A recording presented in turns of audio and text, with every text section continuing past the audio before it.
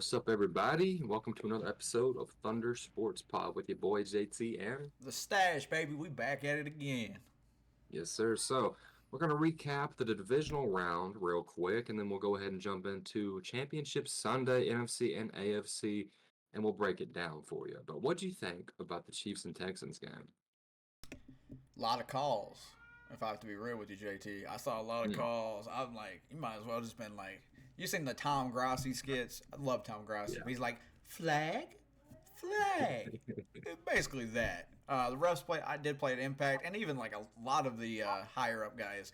Aikman was complaining about it. Like, yeah, that was a bad call, and like you're getting called out by the commentary for this game, and I was not impressed. This game was very sloppy on both sides.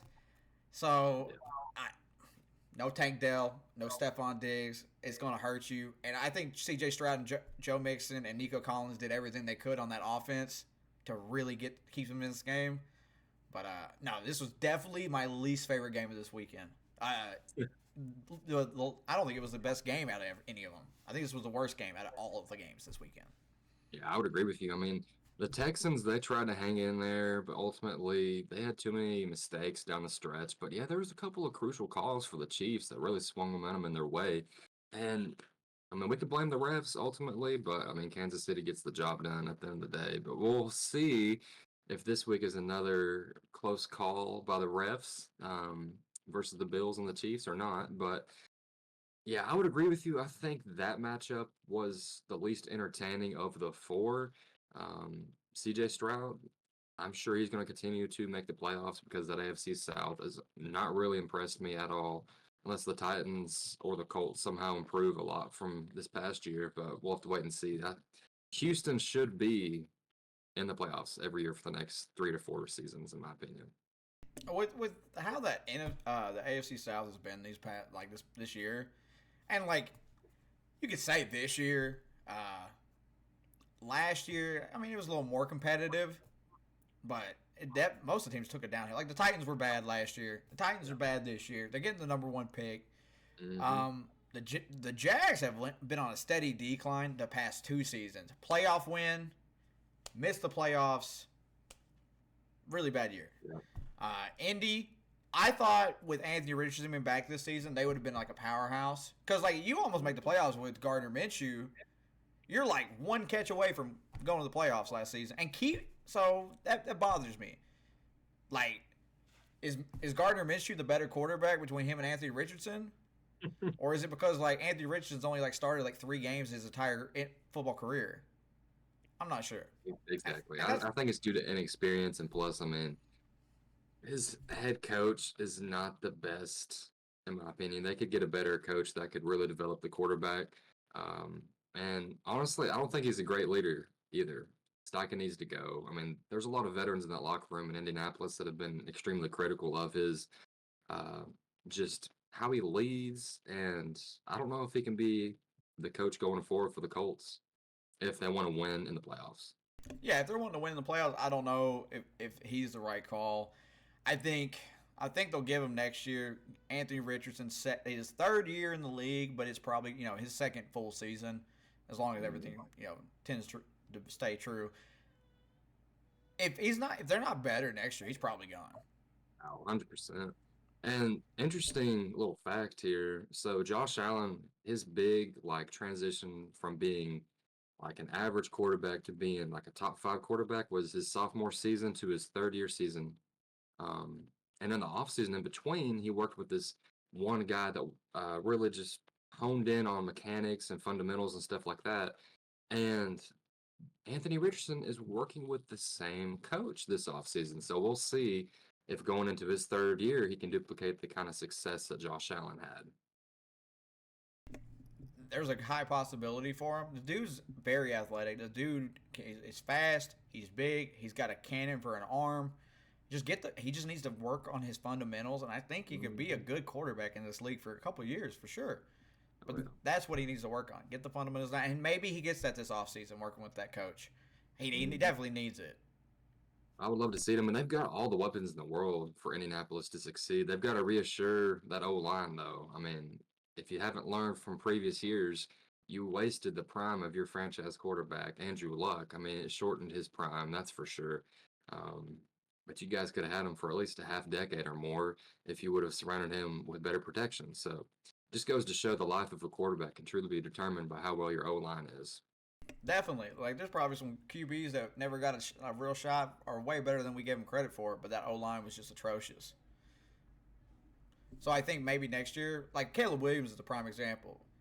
Terrible O line. They get him an O line in this offseason. Maybe he produces more than he did this rookie season. Absolutely. But let's go ahead and jump into that other divisional round of the AFC. Bills Ravens. What'd you think about that one? Josh Allen is your MVP this year. 100%. He won this game. Um, this game was electrifying. It was my favorite of the divisional round, right behind the Detroit and Commanders game, or right in front of, excuse me. But the Bills, Josh Allen, they played incredible. Defense stepped up big time, and the big determining factor of this one was Baltimore. They had 3 turnovers. Lamar, he had a pick, he had a fumble, and Mark Andrews dropped a 2-point conversion and also had a fumble. So a lot of people on social media have been criticizing Mark Andrews' performance and say, "Oh, he's the reason why you lost." But realistically, I mean, Buffalo had a minute and 13, right around a minute and a half almost, with the ball, and it would have been a tied ball game. So there's no telling what could have happened. Josh Allen could have won the game, or at least you're at the very minimum you're going to overtime. But there's been a lot of people really crucifying Mark Andrews for that, and rightfully so. You've got to catch the pass, but I feel like there's other aspects that truly played into losing that game for them. So this was a great game. I would rank this as my second favorite game of this weekend, personally. Uh, but this was absolutely fun. The fact that we got 2 snow games in the division Hmm. round was amazing. I love seeing that. Yeah, Josh Josh Allen didn't have to play that hard in this game. If you look at his stats, he really didn't have to do a whole lot. He only had 20 yards on the ground, and hmm, he had like 100 and like 44 yards passing. Two that's rushing true. two rushing TDs, 0 touchdowns passing through the air, and 0 interceptions. Hmm. Lamar is getting like we're getting to the point, and I think we would have said the same thing about Allen if Allen had thrown picks and turnovers and lost this game. Yeah, But I think Allen definitely played better than Lamar did. Lamar had better stats in yards and everything, but their completion percentage for this game, Allen had 72.7, Lamar had a 72%. mm, But this game was determined by the turnovers. The turnovers really determined this game. Both it really did. the interception that Lamar threw, it was very ugly interception. The interception he threw was taken back a little bit, and then they scored 7 off of it. Lamar's Yeah, fumble that was picked up on Von Miller, they scored a touchdown off of it. Those are 2 points that were both off of Lamar. That happened because of Lamar that cost him. He had 2 touchdowns, but in retrospect, it's 0 across the board for him. If you want to be both turnovers versus the 2 touchdowns he got, they kept on track with the record though, because if Derrick Henry finishes with less than 90 yards, or finishes with more than 90 yards, they are 11-0, and he did not get 90 yards in this game rushing the ball. They did not exactly. have any designed runs for Lamar in this game. You didn't see it at all. He, It's it's truly mesmerizing how much they sway from their just bread and butter come playoff time. Like what gets them to the playoffs, what gets them their dominance during the regular season, how they're displayed as a football team. It disappears come playoff time. It's like they don't know what their identity is. So not handing the ball off to Derrick Henry as much, I mean, without Zay Flowers, it definitely hurts in the passing game. But I feel like Lamar Jackson was definitely pressing in this game, and you could definitely feel the pressure because he is 3-5 now in the postseason compared to Josh Allen 7-5, and that's the biggest thing. Like the headline's going to be Lamar Jackson is a great regular season quarterback, but he continues to fail come playoff time. and the last time we saw Lamar have a rough game in the playoffs, was last year in the AFC Championship game against Patty Mhm. Mahomes. And it, And yeah, that's. I feel like Lamar didn't play great. Didn't play terrible though. I think he had a pretty good game okay. because overall, I mean, he led that game tying drive where they scored the entire length of the field to essentially if Mark Andrews catches that pass, the 2-point conversion, they tie it up. So very impressive drive, but they barely come up short. And I mean, two of the best teams in the NFL clash against each other. And honestly, I think if they play 10 games, it would be 5 times out of 10, both teams would win. I think they're that close. I think Josh Allen did just enough. And like Lamar was very crucial about his mistakes. You could tell that in this game, and I'll give 100% credit on that. He was Mm-hmm. very. He's like, it was on me. He's like, we Yeah. can't turn it over. We got to catch the ball in his post game. And here's the thing, both of those turnovers were very costly. Because if they don't score on those turnovers, the game's not close. That's true. And he cleaned it up in the second half. He did not have another turnover he did not have a turnover in the second half. So he cleaned up his game, and he's that's a big thing for me. I was impressed with that. He did what he needed to. He made the adjustments. He focused better on the game and reading the defense. He did what he could to get him in this game, but he's just not getting it done in the playoffs. And that's the thing, because we would have this guy so much higher above everyone else in the league if he had a ring. Oh, absolutely. If he had a ring, we would be talking about this guy like him and Patty are neck and neck right there. Hmm. Oh yeah, absolutely. I mean, Lamar would be 1B. He'd be right behind Patty. I mean, like you mentioned, 3 MVPs, 1 championship if he had one. Oh, two That is MVPs. incredible numbers. Two Um, two MVPs. He hasn't won the new one yet. well, I would assume it's probably going to be 3, but we'll have to wait and see. It could be Josh Allen's, but being a first team All Pro, it kind of is a slight indicator that you're going to get it. So we'll have to wait and see with the award ceremony coming out. And then there's Joe Burrow, who has yet to win an MVP, has been to a Super Bowl but hasn't won one yet. So those are the top 4 quarterbacks in the league, without a doubt. I mean, regardless of what order you have them in, it's Patty, Joe Burrow, Josh Allen, and Lamar. Um, and those are the 4 quarterbacks over the next decade that we're going to be talking about as the greatest together group of guys. Like when we were kids growing up watching, hey, both the Manning brothers, Breeze, Big Ben, Aaron Rodgers, all the greats, the goats. Um, the next generation, that's that group right now. I feel like those 4 quarterbacks will be competing every year for the Super Bowl. I feel really old right now because like I was when you said the group of quarterbacks, I was thinking Michael Vick, Don McNabb, Peyton Manning, Tom Brady, uh, just like a little bit older than that than what you said. I was like, Yeah. oh, Oh yeah.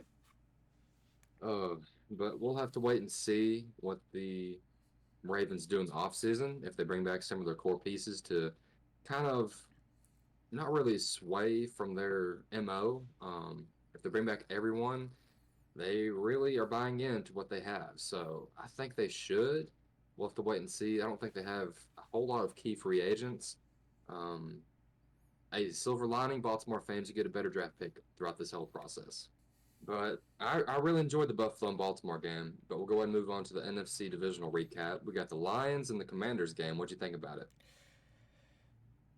so we both thought the Lions were going to whoop some tail against the Commanders. We Hmm. were not expecting this to be a close game, Not at all. but I should have thought about the curse. That was the problem.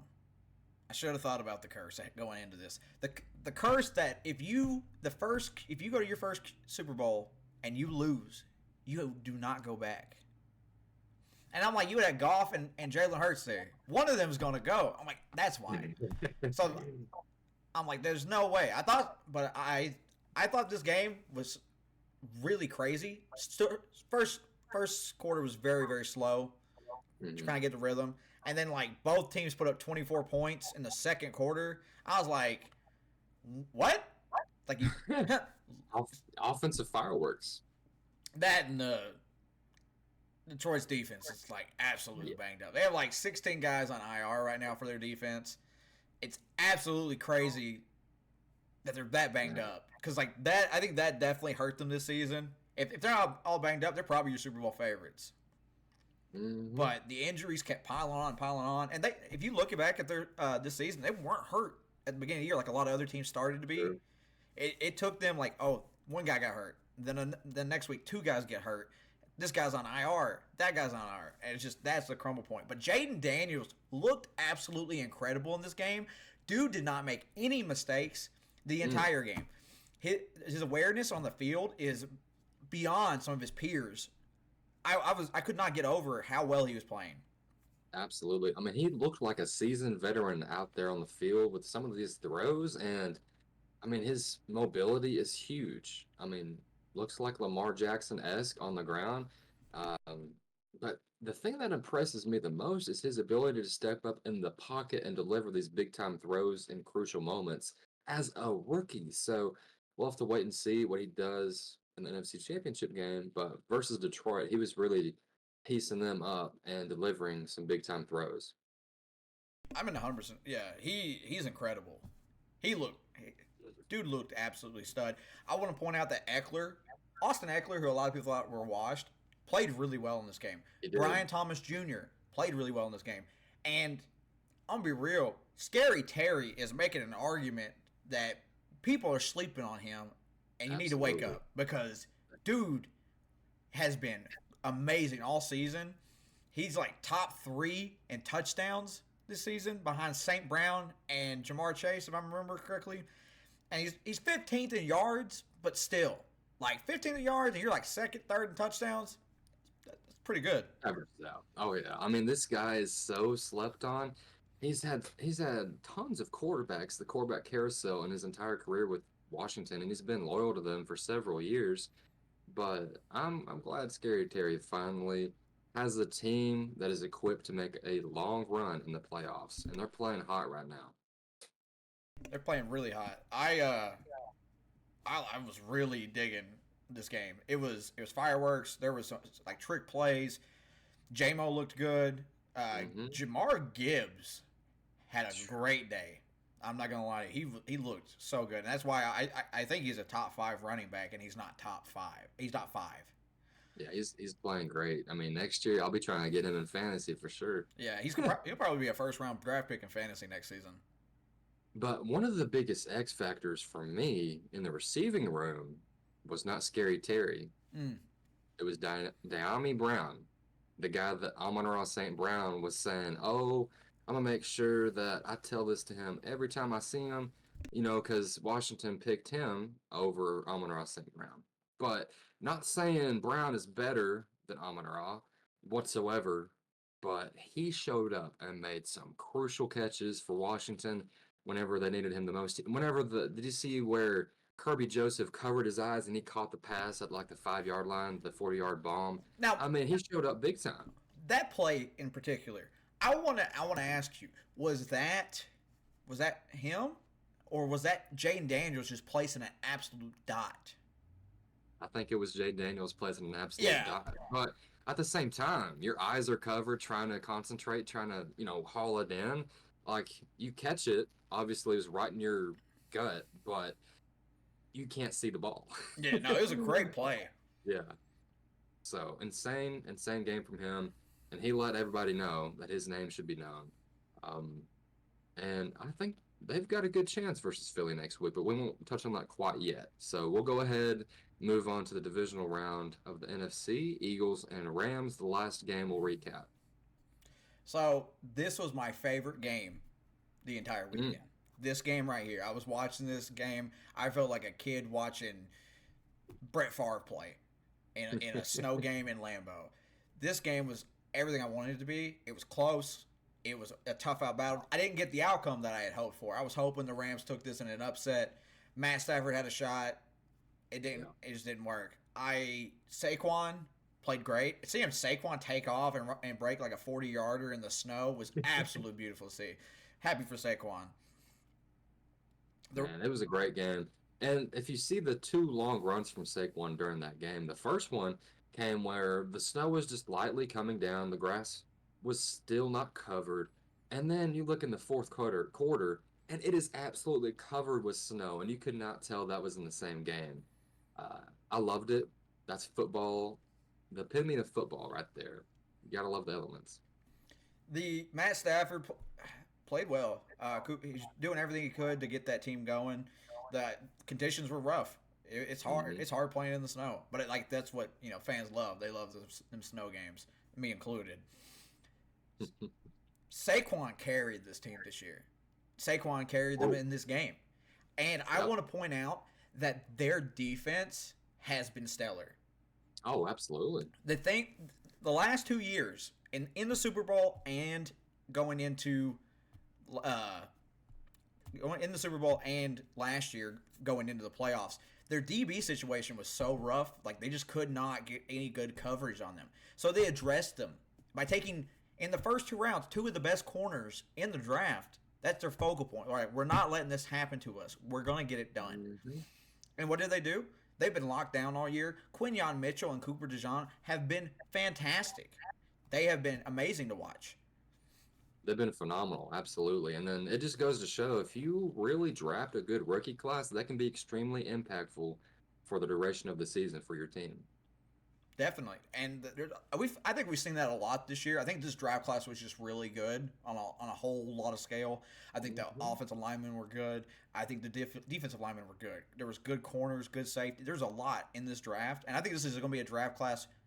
Not everyone, but I think we'll look back and be like, man, there were some good guys taken it here. Oh yeah, especially the skill position player this year. I mean, Brian Thomas Jr., Malik Neighbors, Bucky Irving. You have Brock Bowers, who should be definitely in the offensive rookie conversation of the year award. But well, You forgot one, let's see, who am I forgetting? Lad McConkey. Lad McConkey, the boy Lad. Lad has been extremely productive this year. He's been one of the gems. We were telling everybody we liked McConkey coming out of the draft class. He was a great route runner out of Georgia. And him and Justin Herbert had a phenomenal connection this season. No, they did, and like right out the gate too. Lad McConkey was definitely a guy. I wasn't sure. I wasn't completely sure how well he was going to transition to the NFL because of his size. But he proved me wrong this season. He had 1,000 yards. He was great. They still need a little more help there, in for the Chargers. But I was really impressed with him. Brock Bowers was arguably the best tight end in football this year. His rookie season. Hmm. Is That's it incredible. is it because he makes up the entire team? Maybe, maybe. You don't have Yeah. anybody else to really throw to. But I thought that was absolutely nuts on how well he played. He broke Mike Ditka's record. Like Mhm. personally, if Jaden Daniels does not win this game, Brock Bowers for me. Like Brock Bowers Brock was Bowers absolutely deserves more. crazy. He deserves a lot more love than what he's been receiving. Jaden Daniels wins this game. Jaden Daniels hands down. Oh yeah, absolutely. But my little recap of the Eagles and Rams game, Kyron Williams fumbling there in that game, it really swung the momentum full slate towards Philly late. I think it was in the beginning of the fourth quarter. Um, but they got back into it. It was a one possession game at one point, and Matthew Stafford and them, they were, I believe, at the 15 or 20-yard line after that huge Puka Nakua catch on his shoulder. So they had a chance to win the game, but they fell short. And honestly, Philly, you have got to thank that man Saquon Barkley. He is only one of 9 players in NFL history to rush over 2,000 yards on the season, and he very well could have broke the record if he would have played in that last game. Yeah, no. The Saquon has been incredible. Philly has some issues though. I Mm, that we'll address when we talk about it. But oh yeah, it was just so. This is such a great weekend. If the Chiefs would have lost, I would have lost it. Like that would it would have been the perfect weekend with my team not being in it. Whew. Man. With no college football anymore, we got the AFC and NFC Championship games left. But speaking of that, which game would you like to talk about first, NFC or AFC?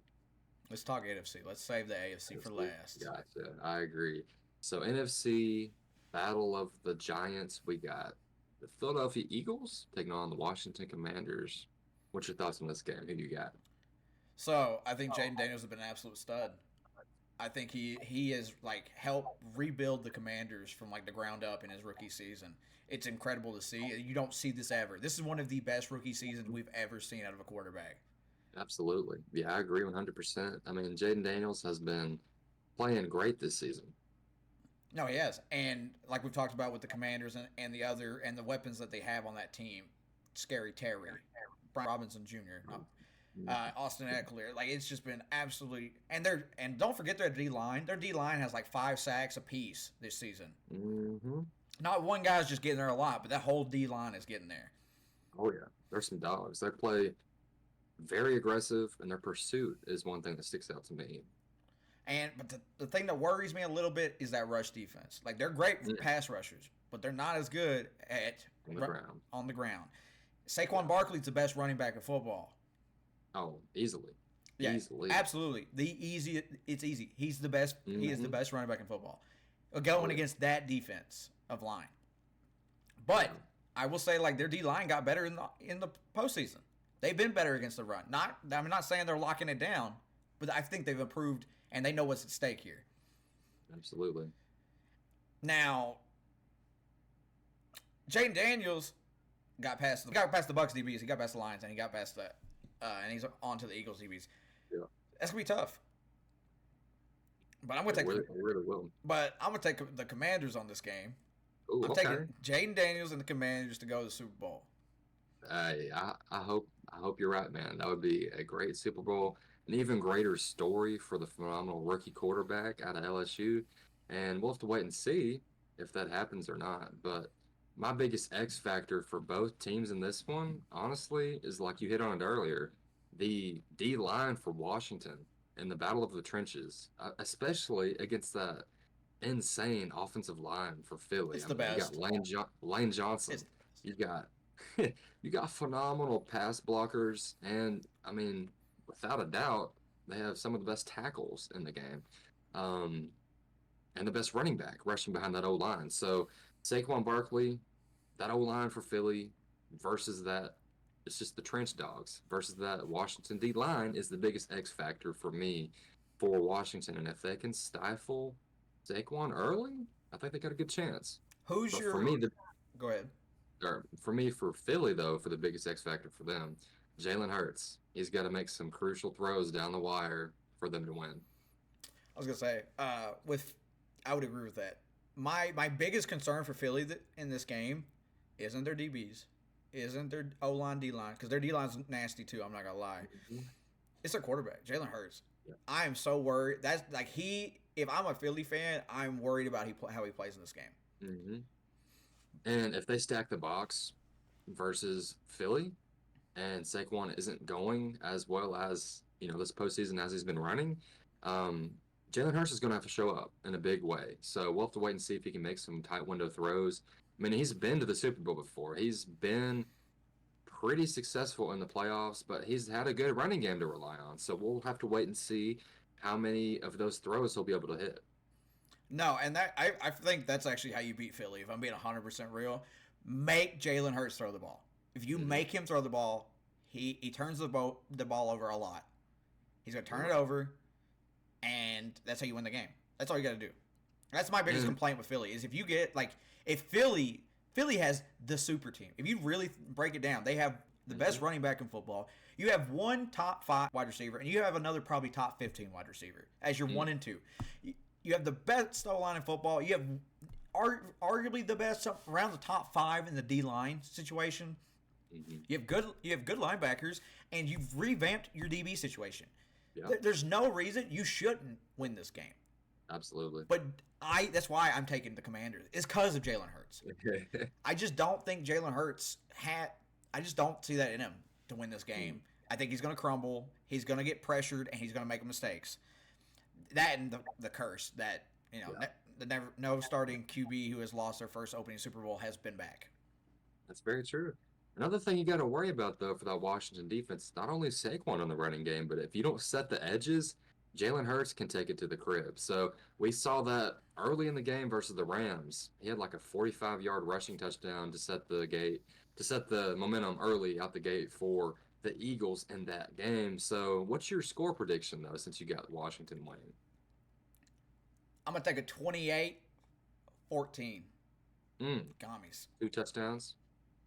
Okay, I respect it. My prediction for the NFC Championship game, I've got Philly in this one, guys. I'm going to say Philly 31-28. It's going to be a battle down to the wire.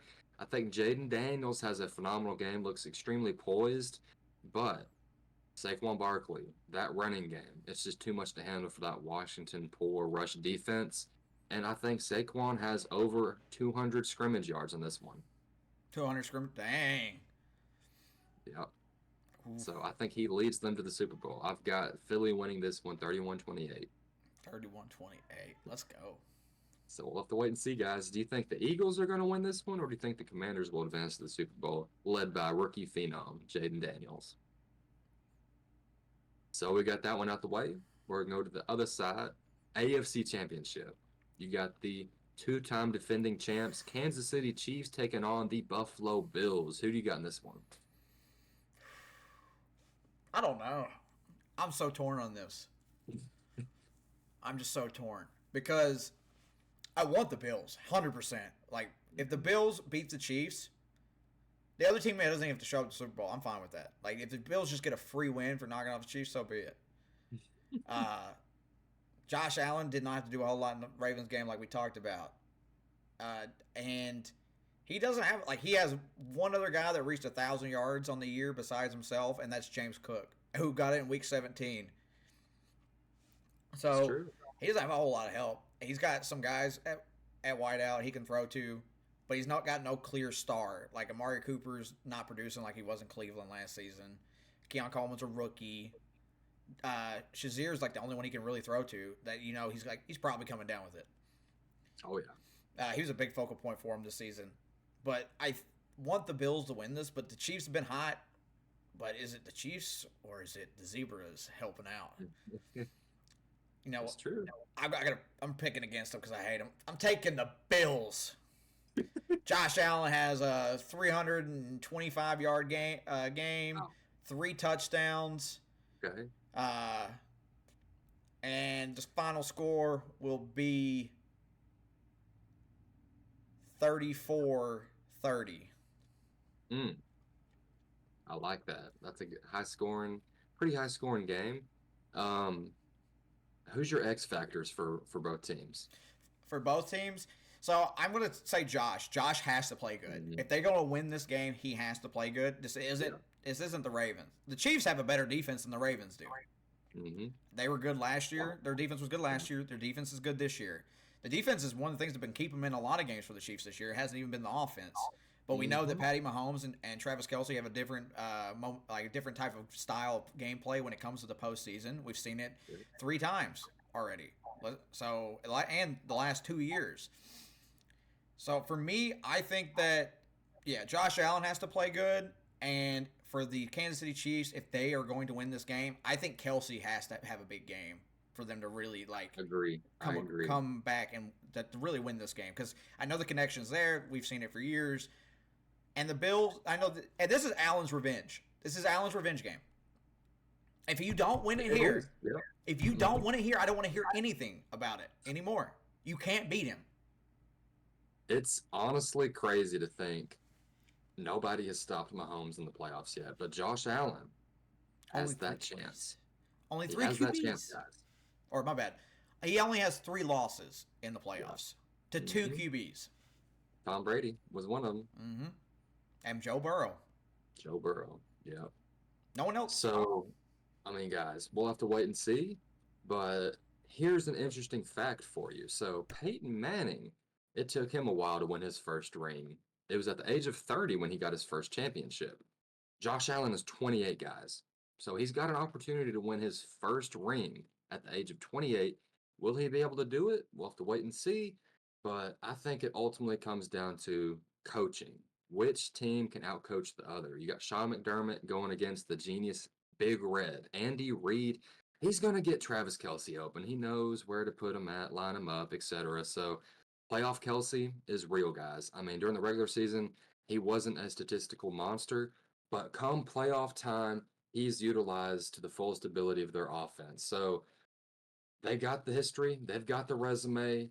Kansas City, as much as I hate to say it, they've been there and done that. So I'm taking them to win this game against Josh Allen and led by the Bills. I'm going to say it's an overtime thriller, 41-38, game-winning field goal. Not overtime. Not for Allen. Dude, Josh Allen would be demoralized if it is another overtime loss. I want you to know you picked the worst outcome for a possible Super Bowl. Eagles versus Chiefs rematch. I don't want that. I don't want that. It's not saying I want to see it, but I'm thinking it's realistic at happening. That's fair. It's probably. I could care less if that's the Super Bowl. Just go ahead and mark up a three-peat at that point. Man, if the Chiefs three-peat, that would be crazy. Yeah. I mean, well, I think this game will be better than the NFC Championship. I could be totally wrong, but AFC Championship, Josh Allen seeking to get his revenge, and he is playing the best ball of his career, guys. So he's out for a mission, and we'll have to see if he can get his sweet, sweet revenge or not.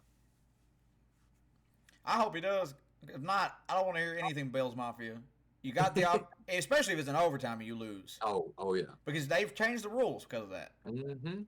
My two biggest X factors, though, real quick before we end this, since we already got our predictions for the games out there. For the Buffalo Bills, I think the biggest X factor in this one is James Cook. Really?